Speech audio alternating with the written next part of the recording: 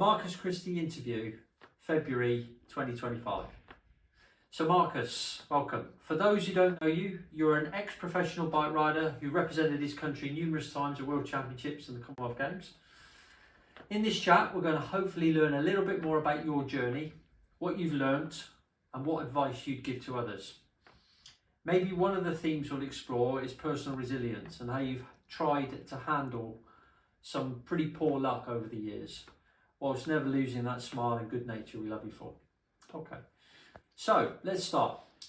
You were a runner first and foremost, and a top quality runner. Just tell us a little bit more about that, the level you competed at and what stopped you. Yeah, running, I absolutely loved it, John. What distances did you do? Middle distance, so 1500, 800, but my best distance on the track was probably 3000 meters, and I just kind of stumbled into it really, because before that I played a bit of football, and then with school sports day, I realized I was naturally good at running, and then when you realize you're naturally good at something, it propels you to... Can you remember your best time for 1500, for example? Did you get close to 4? It was like 4.6 or 4.7. That's rapid. And the 3K was 8.50. Yeah. So I think I would have naturally been a good 5-10K runner, I reckon. Yeah. The 800 meters probably just didn't have that out and out speed. Yeah. But yeah, I used to love the 15 and the 3. And this is when you were in your teens, Yeah. late teenager. Yeah. Yeah. So yeah. So what stopped you? Well, I was banking on it getting me to America with a scholarship, and because I took to it like a duck to water, and then I developed this really sharp pain in my ankle, and initially I just thought it was part and parcel of high mileage running, but obviously I realized later it wasn't, and the pain just got worse and worse and just exasperated, and did you get it seen with the doctors looking at it for you?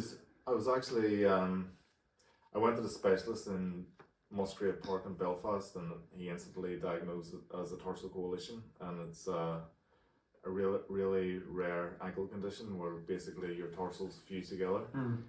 And my case is a severe case where there's more than one tarsal fuse, so the ankle basically has no flexion and it limits all the biomechanics, and there wasn't much he could do for it. It was badly damaged and it was severe, and he said people will say they can fix it but nobody will be able to, and the only possibility of surgery is completely immobilise an ankle with pins, and I just didn't want to do that. So at that time you didn't have an operation or go under the knife at all? Or... No, he said it couldn't be fixed, and he said we can book you in next week to put pins in it, and at that age I was completely against that, because you could have been basically disabled at 17. And he said your best option is to find a non-impact sport just as a pastime, maybe rowing or cycling. And I did one more race after I seen him, but it was kind of mentally, it had threw me a bit, and it was the Young Athletics League final in Birmingham's Alexandra Stadium. I was in the 3K, and I won that race, but I knew right before it that that was the last race I was ever going to do. So it was a bit like... Were you in pain when you were... Yeah, but he just said that you can't really do much more damage. I had a stress fracture from the way the ankle was, but he says if you can run through that, then... But I don't know if it was psychological or what, but as soon as I finished that race, the pain went like from 6 to 10, and I couldn't walk in the boat on the way home. So I definitely think I hurt the stress fracture more. Yes. But mentally it was like people were congratulating me, saying that was some run and you have a great future and stuff, and I knew then. You actually knew you didn't. Yeah, didn't tell anyone. Must have been devastating. And you know, just an early example of the sort of like ups and downs that life was going to chuck at you, Marcus. So you switched to cycling. Yeah. So how did that happen? Well, when I came back from Birmingham, they put me in a cast, and that was for the stress fracture, and the ankle was badly inflamed, so he wanted to give it 6 weeks to let everything settle.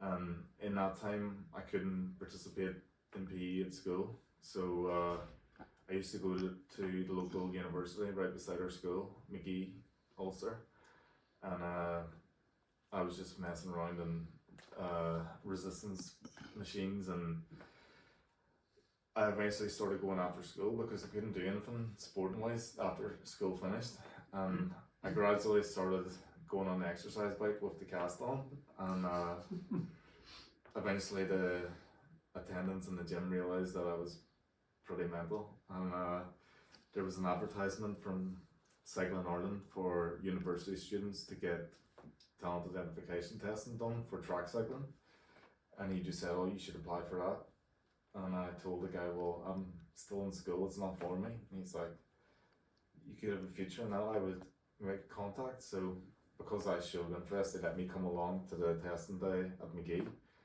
and it was just during lunchtime one day, and I just sneaked out of school and did it. So this was on an indoor trainer. Yeah, like type bike.